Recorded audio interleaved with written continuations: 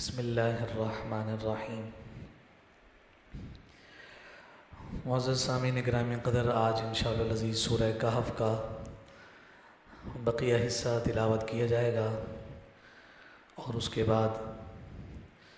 سورہ مریم، سورہ طٰہٰ کی تلاوت ہوگی اور سورہ انبیاء کا ابتدائی حصہ تلاوت ہوگا۔ گزشتہ کل ہم نے سورہ کہف کے تعارف کے اعتبار سے یہ بات ذکر کی تھی کہ اس میں 3 واقعات اور 3 مثالوں کے ذریعے سے ہدایت کا انتظام کیا گیا ہے۔ ان میں سے ایک واقعہ اصحاب کہف کا واقعہ، اس کا تذکرہ ہم نے آپ کے گوش گزار کیا تھا، اور آج کی تلاوت کا آغاز ہمارا جناب موسیٰ اور حضرت خضر علیہ السلام کے واقعے سے ہو رہا ہے۔ جمہور مفسرین اور علماء کی رائے کے مطابق جناب خضر علیہ السلام اللہ رب العزت کے ولی ہیں۔ بعض اقوال ملتے ہیں کہ انہیں نبی بھی کہا گیا، لیکن راجح قول آپ کی ولایت کا ہے کہ آپ اللہ کے ولی ہیں۔ جناب موسیٰ علیہ نبینا علیہ الصلوۃ والسلام کے ساتھ ان کی ملاقات کی تفصیل یہاں ذکر کی گئی ہے۔ اللہ رب العزت نے حضرت خضر علیہ السلام کو کچھ ایسے علوم سے آگہی عطا فرمائی تھی کہ جو بظاہر حضرت موسیٰ علیہ السلام کے پاس نہیں تھے۔ تو جناب خضر علیہ السلام کے ساتھ آپ کا جو سفر ہے، آپ حضرات بخوبی اس پورے واقعے کو جانتے ہیں۔ اس سفر میں یہ وعدہ ہوا تھا کہ کوئی بھی غیر معمولی چیز دیکھ کر جناب موسیٰ سوال نہیں کریں گے۔ تو 3 مختلف مراحل آئے، اور تینوں مراحل پر جناب موسیٰ علیہ السلام نے سوال کیے ہیں، اس حیرت اور تعجب کے اظہار کے ساتھ کہ یہ غیر معمولی امر جناب خضر علیہ السلام کیوں سر انجام دے رہے ہیں۔ سب سے پہلا مرحلہ اور سب سے پہلا واقعہ اس وقت پیش آیا کہ جب آپ نے صحیح سلامت کشتی کو توڑ دیا اور اس کا ایک تختہ نکال دیا۔ پھر دوسرا مرحلہ وہ مرحلہ آیا کہ آپ نے ایک نوجوان کے گلے کو دبا کر اسے مار دیا۔ اور تیسرا مرحلہ وہ مرحلہ آیا کہ جب آپ ایک گاؤں سے گزر رہے تھے اور ان گاؤں والوں سے کہا کہ ہم مسافر ہیں، تمہارے مہمان ہیں، تو ہمیں کھانے کے لیے کچھ دو، تو انہوں نے بے اعتنائی برتتے ہوئے کھانے کو کچھ نہ دیا، لیکن اسی گاؤں میں ایک دیوار کو بغیر مزدوری لے کر صحیح کر دیا اور اس کی رینوویشن کر دی۔ تو ان تینوں کے جواب جناب خضر علیہ السلام نے دیے بھی کہ تختہ اس لیے توڑا کہ دریا کے دوسری طرف ظالم بادشاہ ہے، سلامت کشتیاں جو ہے وہ اپنے قبضے میں لے لیتا ہے۔ میں نے تختہ اس لیے توڑ دیا ہے کہ اس کے اندر نقص آ جائے گا اور اس ظالم کے ظلم سے بچ جائیں گے، اور یہ جو ملاح ہیں اسی کو چلا چلا کر اپنا انتظام اور اپنی غذا کا اور رزق کا انتظام کرتے رہیں گے۔ دوسرا، بچے کو قتل اس لیے کیا ہے کہ میں یہ جان گیا کہ یہ بڑے ہو کر کفر میں مبتلا ہوگا اور اس کی وجہ سے اس کے والدین بھی آزمائش میں مبتلا ہوں گے، تو ہم نے اس وجہ سے اسے مار دیا، اللہ اس کا بہتر نعم البدل اس کے والدین کو عطا کرے گا۔ تیسرا کہا کہ اگرچہ وہ گاؤں والے انتہائی بے رخی کے ساتھ ہمیں ملے، بے اعتنائی برتی، اور نہ ہی انہوں نے ہماری مہمان نوازی کی، اس کے باوجود ہم نے ان کی جو دیوار کو سیدھا کیا اس لیے کہ اس دیوار کے نیچے یتیم بچوں کا خزانہ موجود تھا، تو اس لیے ہم نے اسے درست کر دیا کہ بچے جب بڑے ہوں گے تو وہ خزانہ انہیں مل جائے گا، وگرنہ اگر یہ دیوار گر گئی تو خزانہ کھل جائے گا، اور دیہات والوں کا مزاج تو تم سمجھ ہی گئے ہو، کہیں وہ اس پر قبضہ نہ کر لیں، اس لیے ہم نے اس دیوار کو صحیح کر دیا۔ بہت ساری باتیں ان واقعات کے ضمن میں ہو سکتی ہیں، لیکن جو انتہائی اہمیت بات آخری واقعے کے ضمن سے بیان ہوئی ہے اس پر غور کرنے کی ضرورت ہے۔ وہ کیا ہے؟ قرآن مجید فرقان حمید کے الفاظ ہیں وَكَانَ أَبُوهُمَا صَالِحًا۔ وہ جو یتیم بچوں کی دیوار جناب خضر اور جناب موسیٰ نے صحیح کی تھی، فرمایا کہ وَكَانَ أَبُوهُمَا صَالِحًا، ان دونوں یتیم بچوں کا جو والد ہے وہ صالح ہے، نیکی کرنے والا ہے۔ سیدی اعلیٰ حضرت شاہ امام احمد رضا خان فاضل بریلوی رحمۃ اللہ تعالیٰ علیہ نے اس بات کو ذکر کیا ہے کہ وہ ڈائریکٹ ان کا باپ نہیں تھا، 8ویں یا 10ویں پشت کا باپ تھا، اور وہ نیک تھا۔ 10 نسل پرانی نیکی کا اثر 10 نسلوں کے بعد تک جاری رہا۔ تو اس لیے فرمایا کہ ہر باپ کی یہ خواہش ہوتی ہے کہ میرا بیٹا نیک بنے، اس کی اچھی تربیت ہو، میرے بچے کی اور میری اولاد کی عادات، خصائل اور اس کے رہن سہن کے معاملات اچھے ہوں، اچھے کردار کا حامل ہو۔ قرآن ہمیں یہ پیغام دیتا ہے، اولاد اگر اچھی دیکھنا چاہتے ہو اور اولاد کو اگر سلامتی دینا چاہتے ہو تو پہلے خود نیک بنو۔ اپنی نیکی پھر زندگی میں صرف نہیں بلکہ زندگی کے بعد بھی نسل در نسل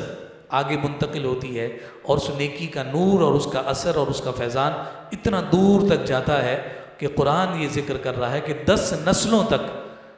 نیک باپ کی نیکی کا اثر اولاد میں منتقل ہوتا چلا آ رہا ہے۔ تو اس وجہ سے ہمیں اپنے کردار کے اعتبار سے بھی یہ آیت پیغام دے رہی ہے کہ اولاد کی اچھے مستقبل کی فکر کے لیے سب سے پہلے آغاز اپنی ذات سے ہے۔ خود نیک ہو جاؤ،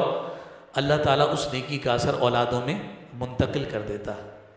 پھر اگلے جو واقعہ ذکر ہوا وہ جناب ذوالقرنین کا ہے۔ 2 مسلمان بادشاہ گزرے ہیں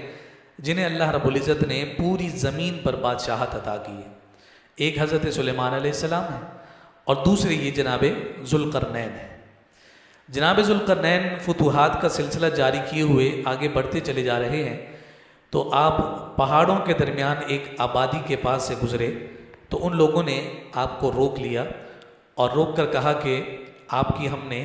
بڑی تعریفیں سنی ہیں، بڑی داستانیں سنی ہیں، آپ بادشاہ بھی ہیں اور طاقتور بھی ہیں، آپ کے ساتھ اتنا بڑا لشکر بھی ہے، ہم ایک قوم کے مظالم کی وجہ سے اسحد پریشان ہیں، ہمیں کسی طرح سے ان سے آزادی دلوائی جائے۔ تو انہوں نے پوری رویداد ذکر کی اور کہا کہ یاجوج ماجوج جس کو ذکر کیا گیا کہ وہ آ کر ہمارے پورے اناج اور ہمارے غلے کو کھا جاتے ہیں، ہم پر جو ہے نا اپنے وحشیانہ مزاج کی وجہ سے حملہ آور رہتے ہیں، ہمیں ان کے شر سے بچایا جائے۔ تو جناب ذوالقرنین رضی اللہ تعالیٰ عنہ نے یاجوج ماجوج کو ایک دیوار کے پیچھے، جو سیسا پلائی ہوئی دیوار تیار کی گئی تھی، اس کے پیچھے انہیں قید کر دیا گیا، اور پھر اس کے بعد وہ آگے روانہ ہو گئے۔ پھر آگے مفسرین نے اس بات کو ذکر کیا ہے کہ وہ یاجوج ماجوج کی جو قوم ہے، وہ یاجوج ماجوج کی قوم ایسی بند ہے اس جگہ کہ وہ روزانہ وہ جو دیوار ہے اسے کھودتے ہیں، اسے ختم کرتے ہیں، یہاں تک کہ ان کے سر کے برابر آ جاتی ہے، اور وہ شام میں کہتے ہیں کہ ہم کل اسے مزید گرا کر باہر نکل جائیں گے، لیکن اگلا دن پھر آتا ہے تو وہ دیوار پھر سے اونچی ہوتی ہے۔ رب ذوالجلال کا جب اذن ہوگا، رب کی جب اجازت ہوگی، تو قرب قیامت میں یاجوج ماجوج کا نکلنا ثابت ہے۔ حضور علیہ الصلوۃ والسلام نے علامات قیامت میں اس یاجوج ماجوج قوم کا بھی تذکرہ کیا ہے، اور پھر یہ اس طرح سے کھلے گی کہ جب شام میں وہ کام چھوڑ کر جانے لگیں گے تو ان میں سے ایک یہ کہے گا کہ کل انشاءاللہ ہم اس دیوار کو ختم کر دیں گے۔ تو اس انشاءاللہ کے کلمات کی وجہ سے مفسرین نے کہا کہ اگلے دن جب وہ آئیں گے تو وہ دیوار وہیں کھڑی ہوگی، اور پھر وہ اسے ختم کر کر زمین پہ نکلیں گے اور زمین کا سارا سبزہ کھا کر اسے ختم کر دیں گے، اور ہر طرف قحط سالی کی کیفیت ہوگی۔ یہ ایک تفصیل یاجوج ماجوج کی قوم کے حوالے سے بیان کی جاتی ہے۔ پھر اس سورہ کی آخری آیات ہیں، کل بھی ہم نے ذکر کیا کہ جو اس سورہ کہف کی آخری 10 آیات کو اپنی تلاوت کا معمول رکھتا ہے، اللہ رب العزت دجال کے فتنے سے انہیں حفاظت عطا فرمائے گا۔ یہ دجال کا فتنہ کوئی معمولی فتنہ نہیں، آج کے چھوٹے چھوٹے فتنوں سے ہم گھبرا جاتے ہیں، ڈر جاتے ہیں، اور حضور علیہ الصلوۃ والسلام نے ارشاد فرمایا کہ جتنے بھی فتن اللہ رب العزت نے دنیا میں بھیجے ہیں، یہ دجال کا فتنہ اور آزمائش سب سے بڑا فتنہ اور آزمائش ہے۔ تو ہم کسی طور پر بھی اس کا مقابلہ نہیں کر سکتے، اس کی حفاظت کی دعا ہی کی جا سکتی ہے۔ کس انداز میں وہ پوری دنیا کو اپنے قبضے میں لے لے گا کہ اپنے ہی ہاتھ میں جنت اور جہنم لے کر پھر رہا ہوگا، زندگی اور موت تقسیم کر رہا ہوگا، رزق تقسیم کر رہا ہوگا، اشارے سے بارش برسا رہا ہوگا، اور سب کچھ دیکھ کر ایمان کو قائم رکھنا کتنا مشکل کام ہوگا۔ اللہ تعالی ہمارے ایمان کی محافظت اور سلامتی فرمائے۔ پھر اس کے بعد اگلی سورہ جو ہے وہ سورہ مریم ہے، ترتیب کے اعتبار سے یہ 19واں نمبر آ گیا اور 44 نمبر اس کے نزول کا ہے، مکی صورت ہے، اور چونکہ جناب مریم جو حضرت عیسیٰ علیہ نبی جناب علیہ الصلوۃ والسلام کی والدہ محترمہ ہیں، اور جناب عیسیٰ علیہ نبینا علیہ الصلوۃ والسلام کی والدہ سیدہ مریم کی والدہ کا نام کیا ہے؟ حنہ بنت فاقوس۔ میں 2-3 دن سے یہ سوچ رہا تھا کہ جو چیزیں ریپیٹ ہو رہی ہیں درمیان میں آپ بزرگوں سے پوچھ بھی لینی چاہیے کہ ریویژن ہوتا رہے گا، تکرار ہے نا، قرآن کی بھی تکرار ہے اور حضور علیہ الصلوۃ والسلام کی بھی یہ سنت ہے۔ حضور جب تبلیغ فرماتے تھے کبھی صرف خطاب فرماتے تھے، کبھی جواب دے کر پھر جواب پوچھتے تھے، اور کبھی حضور علیہ الصلوۃ والسلام جواب دیے بغیر پوچھتے تھے کہ بتاؤ، سب کی آرا لے کر اگر کسی کی رائے اس کے مطابق ہوتی جو حضور بتانا چاہتے تھے تو ان کی تحسین فرما دیتے، اور اگر کسی کی رائے موافق نہیں ہوتی تھی پھر حضور اپنی رائے کو ظاہر فرما دیا کرتے تھے۔ تو حنہ بنت فاقوس کی شہزادی ہیں سیدہ مریم، اور جناب سیدہ مریم کے بیٹے ہیں حضرت عیسیٰ علیہ نبینا علیہ الصلوۃ والسلام۔ سیدہ مریم کے واقعے کو تفصیل سے بیان کیا گیا ہے۔ اس واقعے کی وجہ سے اس سورہ کو سورہ مریم کہا گیا۔ سورہ مریم میں حضرت سیدہ مریم کے تذکرے سے پہلے جناب زکریا کا قصہ بیان ہوا ہے، جو پہلے تیسرے بارے میں ہم وہاں ذکر کر کے آ چکے ہیں کہ بوڑھے ہو چکے ہیں، اور آپ کی عمر 120 سال ہے، آپ کی زوجہ کی عمر 98 سال ہے، اور اس موقع پر انہوں نے دعا مانگی ہے اور اللہ رب العزت نے دعا کو قبول فرمایا، اور جناب یحییٰ علیہ نبینا علیہ الصلوۃ والسلام اللہ رب العزت نے انہیں عطا فرمایا، اس کی بشارت دی۔ جو دعا مانگی ہے اس دعا کا اثر تو پیدا ہونا ہی تھا کہ نبی کی دعا ہے، لیکن جو انداز اور اسلوب ہے وہ انتہائی اہمیت کا حامل ہے۔ بیٹا مانگ رہے ہیں، 3 امور کو انہوں نے مد نظر رکھا۔ سب سے پہلی بات کیا کی ہے؟ میں بہت کمزور ہوں، اس لیے کہا کہ جب رب سے مانگنے لگو پہلے اپنی عاجزی ظاہر کرو۔ مولا تیرے سامنے ہماری کوئی حیثیت ہے، اپنی عاجزی کا اظہار فرمایا، مولا میں بہت کمزور ہوں۔ دوسرا، تجھ سے مایوس نہیں ہوں اس لیے تو مانگ رہا ہوں۔ پہلا کیا ہے کہ اپنی عاجزی، اور پھر دوسرا میں تجھ سے مایوس نہیں ہوں اس لیے تو تجھ سے مانگ رہا ہوں، کسی اور کے پاس نہیں گیا ہوں، تجھ سے مایوس نہیں ہوں اور تو میری دعا ضرور رد کرے گا۔ اب اپنی عاجزی کے بعد دعا قبول ہونے کی امید، دوسری چیز، اور تیسرا میں تجھ سے یہ جو دعا مانگ رہا ہوں یہ اس لیے ہے کہ تو جب مجھے بیٹا دے گا تو وہ دین میں میرا مددگار ہوگا اور اس سے تیرے دین کو نفع پہنچے گا۔ تو آپ نے جو بیٹا مانگا تو اس میں پھر صالح کی بھی دعا مانگی کہ نیک اور صالح بیٹا مجھے عطا کرنا، اور اپنی خلافت کے لیے اللہ رب العزت کی بارگاہ سے بیٹا مانگا تو فرمایا کہ اس انداز اور ان امور کو ملحوظ خاطر رکھتے ہوئے دعا مانگی جائے تو اللہ رب العزت عطا فرماتا ہے۔ اور پھر اس دعا کی قبولیت کا اثر تمام ذکر کرنے کے بعد اب حضرت عیسیٰ علیہ السلام کے قصے کا آغاز ہے۔ فرمایا کہ حضرت یحییٰ کی ولادت بھی عجیب ہے کہ باپ 120 سال کا ہے، ماں 98 سال کی ہے، اور اس عمر میں اللہ رب العزت بیٹا عطا کر رہا ہے۔ فرمایا کہ تعجب میں پڑھنے کی بات نہیں، آؤ تمہیں ایک اور قصہ بتائیں کہ ہم نے بغیر باپ کے بھی ایک کو پیدا کیا ہے جسے عیسیٰ کہتے ہیں۔ اب سیدہ مریم کا وہ واقعہ اس کا آغاز ہو رہا ہے۔ حضرت سیدہ مریم اپنے گھر سے الگ ہو کر عبادت کے لیے بیت المقدس کے مشرقی گوشے میں چلی گئی تھیں، جہاں جبریل ان کے پاس آئے اور انہوں نے پھونک ماری جس کی وجہ سے آپ کو حمل ٹھہر گیا، اور جب وہ حمل ٹھہر گیا تو آپ پر ایک رنج، حزن اور ملال تھا کہ یہ کیا ہو گیا، لوگ مجھ پر اعتراض کریں گے، مجھ پر تان کریں گے اور میری پاک دامنی پر حرف آئے گا۔ اس رنج اور اس کیفیت میں اللہ رب العزت نے ان پر سکونت کو نازل فرمایا کہ آپ اپنی زبان کو خاموش رکھیں گے، ہم خود ہی آپ کی پاک دامنی کا انتظام اور اہتمام کریں گے۔ پھر جب جناب عیسیٰ کی ولادت ہو گئی تو آپ اپنے بیٹے کو لے کر جب قوم میں آئے ہیں تو انہوں نے جواب میں یہی اعتراض کہا کہ تمہارے اجداد میں کبھی کسی سے ایسا عمل صادر نہیں ہوا، یہ تم کیا کر کے آ گئی؟ تو آپ نے فرمایا کہ میں نے تو چپ کا روزہ رکھا ہوا، اور اس موقع پر اشارہ کیا فاشارت الیہ، بیٹے کی جانب۔ تو انہوں نے کہا کیف نکلم من کان فی المہد صبیا، یہ ہم سے کیسے کلام کر سکتا ہے جبکہ یہ تو جھولے میں موجود ہے، یہ تو پنگھوڑے میں موجود ہے، یہ تو گود اور جو ہے آپ کے مہد میں موجود ہے، یہ کیسے کلام کرے گا؟ یہ بات ہو ہی رہی تھی کہ جناب عیسیٰ علیہ نبینا علیہ الصلوۃ والسلام نے اپنی زبان سے کہا انی عبداللہ، میں اللہ کا بندہ، آتانی الکتاب وجعلنی نبیہ، مجھے کتاب دی گئی ہے اور میں اللہ رب العزت کی جانب سے نبی بن کر آیا۔ تو آپ نے خود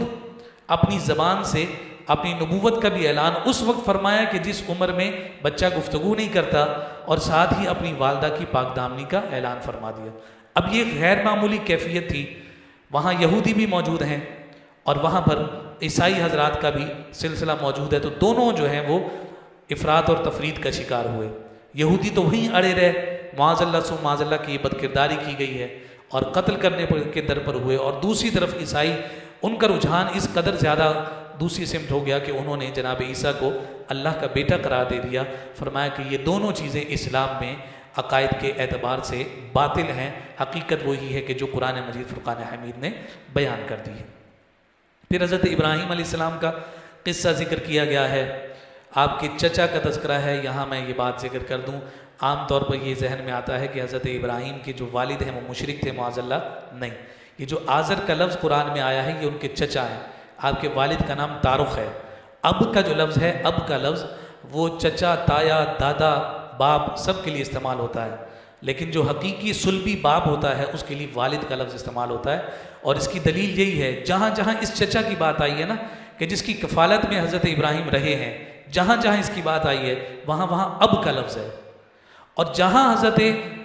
ابراہیم علیہ نبینا علیہ الصلوۃ والسلام نے دعا مانگی ہے تو وہاں والد کا لفظ ہے، ربنا اغفر لی ولوالدی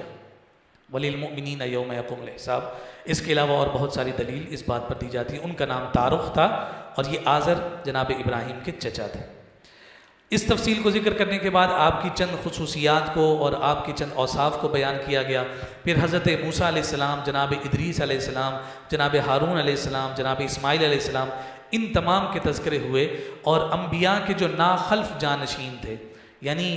ایسی اولادیں انبیاء کی کہ جو اپنے والدین کے نقش قدم پر نہیں تھیں، ان کا تذکرہ ہوا۔ فخلف من بعدهم خلف اضاعوا الصلاة واتبعوا الشهوات فسوف يلقون غیا، تو ان کا جو مقام ذکر کیا گیا کہ وہ غیا میں ہے۔ یہاں سے یہ بات نتیجہ نکلتا ہے، نبیوں کی بیٹی بھی، اولاد بھی اگر نافرمان ہو تو قرآن کہتا ہے وہ غیا ہے، تو پھر ایک عام مسلمان کی اگر نافرمان اولاد ہوگی تو پھر اس کا کیا معاملہ بنے گا؟ ذمہ داری تو والدین پر تربیت کے اعتبار سے پڑتی ہے۔ پھر ایک اور آیت ہے اور انتہائی اہمیت کی حامل آیت ہے، وَإِن مِّنكُمْ إِلَّا وَارِدُهَا، تم میں سے ہر ایک کو اس پر وارد کیا جائے گا۔ یہاں فرمایا کہ کس پر وارد کیا جائے گا، کس پر حاضر کیا جائے گا، کس پر پیش کیا جائے گا؟ مفسرین نے فرمایا کہ اس سے مراد پل صراط ہے۔ متقی پرہیزگار ہو، ساری زندگی سجدے میں گزارنے والا بھی پل صراط پر پیش کیا جائے گا، اور ساری زندگی گناہوں میں آلودہ شخص کو بھی پل صراط پر پیش کیا جائے گا۔ گزرنا اسی سے ہے، ایک ہی رستہ ہے جو جنت کی جانب جائے گا، وَإِن مِّنكُمْ إِلَّا وَارِدُهَا۔ پھر حضور علیہ السلام کی احادیث ہمارے سامنے آتی ہیں، کائنات کے تاجدار صلی اللہ علیہ وسلم نے ارشاد فرمایا کہ ایک ایسا ہوگا کہ جو بجلی کی تیزی کے ساتھ یہ پل صراط گزر جائے گا، ایک ایسا ہوگا جو تیز گھوڑے کی مثل رفتار کے ساتھ گزر جائے گا، تیز رفتاری کے ساتھ گزر رہا ہوگا۔ اور فرمایا کہ ایک ایسا ہوگا کہ جو لڑکھڑاتے ہوئے خاموشی کے ساتھ ڈرتے سہمتے اسے کراس کر جائے گا، اور کوئی ایسا ہے کہ کبھی گرنے لگے گا، پھر پکڑے گا، پھر گرنے لگے گا، یہاں تک کہ وہ اسے عبور کر لے گا۔ اور فرمایا گناہگار کٹ کٹ کر نیچے جہنم میں گرتے چلے جائیں گے۔ وَإِن مِّنكُمْ إِلَّا وَارِدُهَا، ہر ایک نے اسی سے گزر کر جانا ہے۔ اب اس کے بعد کیا حال ہوگا، اللہ رب العزت ہمیں ہی عافیت عطا فرمائے۔ ہمارے حال تو ایسے نہیں کہ ہم اسے پار کر سکیں، بال سے زیادہ باریک ہے اور تلوار سے زیادہ تیز ہے،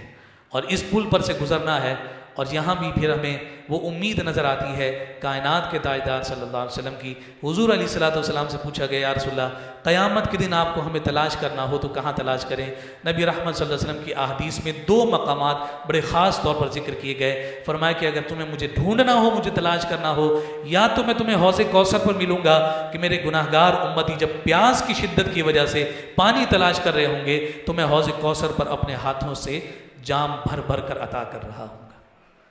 اور پھر حضور علیہ الصلوۃ والسلام نے اس بات کو بھی احادیث میں ذکر فرمایا کہ دوسری جگہ جہاں میں تمہیں مل سکتا ہوں وہ یہ ہے کہ میں پل صراط پر کھڑا ہوں گا، میرا امتی جب اس سے گزرنے لگے گا تو میں ہاتھ اٹھا اٹھا کر اپنے رب کی بارگاہ میں دعائیں کر رہا ہوں گا۔ اعلیٰ حضرت نے یہی کہا ہے کوئی اپنے عمل کے بلبوتے پر تو یہاں سے گزر نہیں سکے گا، لیکن وہ کریم لجپال وہاں کھڑے ہوں گے نا، جو وجہ تخلیق کائنات ہیں، جو مقصود کائنات ہیں، جو مصطفیٰ جان رحمت ہیں، جو شمع بزم ہدایت ہیں، جو شب اسرا کے دولہ ہیں، جو مرکز سر وحدت ہیں، جو امام الانبیاء ہیں، جن کی خاطر ساری کائنات کو بنایا گیا، وہ تو وہاں کھڑے ہوں گے نا۔ ہم عمل کی بنیاد پر تو وہاں سے نہیں گزر سکیں گے، لیکن وہ ہمارے لیے دعا کر رہے ہوں گے۔ تو پھر اعلیٰ حضرت کہتے ہیں رضا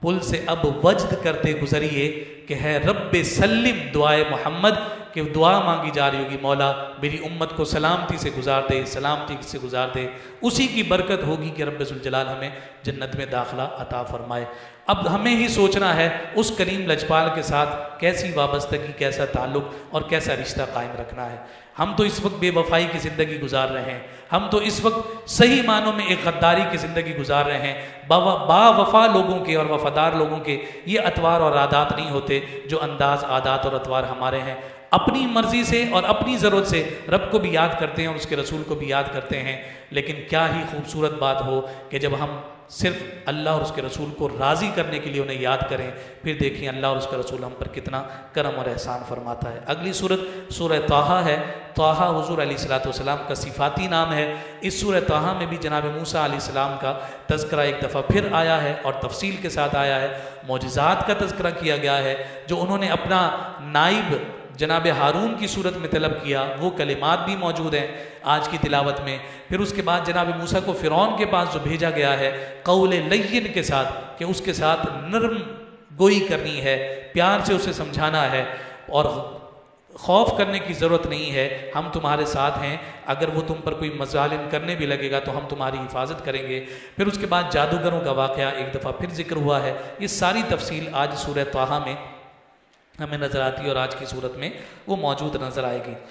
اللہ رب العزت کے ساتھ جناب موسیٰ کی جو شرف ہم کلامی ہے، پھر اس کے بعد حضرت ہارون علیہ السلام اور جناب موسیٰ کو جو فرعون کی جانب بھیجنے کا حکم ہے، اسی طرح سے جو نرم گوئی کو اختیار کرنا ہے، جادوگروں کے ساتھ جو مقابلہ ہے، پھر حضرت موسیٰ علیہ السلام کی اس میں مقابلے میں جو فتح ہے، پھر اس کے بعد ساحروں کا، جادوگروں کا ایمان لے کر آ جانا ہے، پھر بنی اسرائیل کا اللہ رب العزت کے نبی کے ساتھ مصر سے خروج ہے، اور پھر فرعون کو لاؤ لشکر کے ساتھ جو ہلاکت میں مبتلا کرنا ہے۔ فرمایا یہ ساری کی ساری تفصیل سورہ طٰہٰ میں موجود ہے۔ اتنا سب کچھ ہونے کے باوجود 40 دن کے لیے کتاب لینے گئے تھے، واپس آئے تو سامری نے دوبارہ گمراہی میں مبتلا کر دیا تھا بچڑے کی عبادت میں، اور حضرت موسیٰ علیہ السلام جب واپس آئے تو انہوں نے حضرت ہارون پر سختی فرمائی کہ میں تمہارے حوالے اپنی قوم کر کے گیا تھا۔ تو یہاں مفسرین نے ذکر کیا ہے کہ آپ نے اپنے بھائی ہارون کو ان کے سینے پر بھی مارا اور ساتھ ان کی داڑھی کو پکڑ کر بھینچا۔ تو اس سے بعض علماء نے یہ بھی استدلال کیا ہے کہ داڑھی کا یکمشت ہونا یا اتنا ہونا کہ وہ ہاتھ میں آئے، یہ امت میں اور انسانیت میں انبیاء کا طریق، ان کا انداز اور اطوار رہے ہیں۔ یہ ساری تفصیل ذکر کرنے کے بعد اگلی سورت جو ہے سورۃ الانبیاء ہے، اس کا ہم نے پہلا حصہ تلاوت کرنا ہے۔ قیامت کے وقوع کے حوالے سے بات کی گئی ہے، اور پھر جو مشرکین کی جانب سے اعتراضات ہیں ان کا ایک دفعہ پھر دوبارہ کہ آپ ہمیں یہ دکھا دیں تو ہم ایمان لے آئیں، یہ دکھا دیں تو ایمان لے گئے آ جائیں۔ دو خدا کیوں نہیں ہو سکتے؟ تو قرآن نے کہا لو کان فیہما آلہۃ الا اللہ لفسدتا، اگر دو خدا ہوتے تو پھر یہ نظام قدرت جو ہے وہ فساد کا شکار ہو جاتی۔ کیسے ممکن ہے کہ دو خدا ہوں اور دو کا حکم مانا جائے؟ ایک کہے گا مشرق سے سورج نکالیں، دوسرا کہے گا مغرب سے، فرمائے نظام قدرت تباہ و برباد ہو کر رہ جائے گا۔ فرمایا ایسا نہیں، ضروری ہے کہ اگر یہ نظام قدرت چلے گا تو نظام قدرت اسی بنیاد پر چلے گا کہ خدا ایک ہی ہو، وہی ایک پیدا کرنے والا ہے، اور اسی کی ہی یہ شان ہے کہ اس نے ایک واحد رب ہو کر اس پوری کائنات کو ایسا سجایا کہ ایسا سجانے والا کوئی اور ہو سکتا نہیں ہے۔ اللہ تعالی ہمیں قدرت باری تعالی سمجھنے کی توفیق عطا فرمائے۔